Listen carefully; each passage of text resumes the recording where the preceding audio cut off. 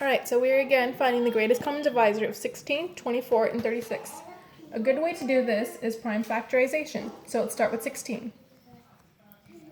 16 can be factored into 1 times 16. We can break 16 down even further though, into 4 and 4. Now these 4's can be factored into 2 and 2's, because 2 times 2 equals 4. Now let's do 24.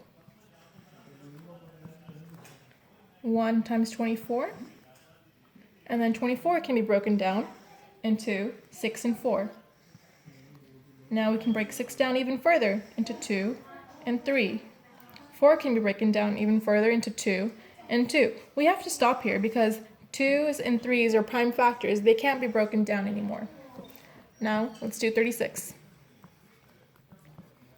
36 can be broken into 1 and 36. 36 can be broken down into 6 times 6. Then the 6's can be broken down even further.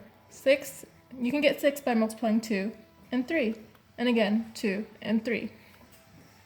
Now what we're going to do is we're going to circle all the prime numbers in here. So we have a 1, a 2, a 2, a 2, a 2 for 16. Now for 24, we have a 1, a 2, a 3, a 2, a 2. For 36, we have a 1, a 2, a 3, a 2, a 3. What we're going to do now is we're going to list all of the prime factors. It's really good to have them lined up, so it's going to help you later on. So the 16, 1 times 2 times 2 times 2 times 2. So we have 4 2's, because we have 4 2's right here, and 1 1. 24.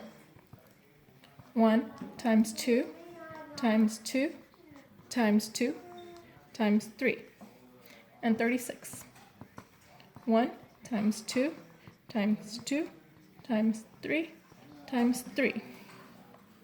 Alright, so now what do you see in common of all of these? This block right here. They all have the 1 times 2 times 2.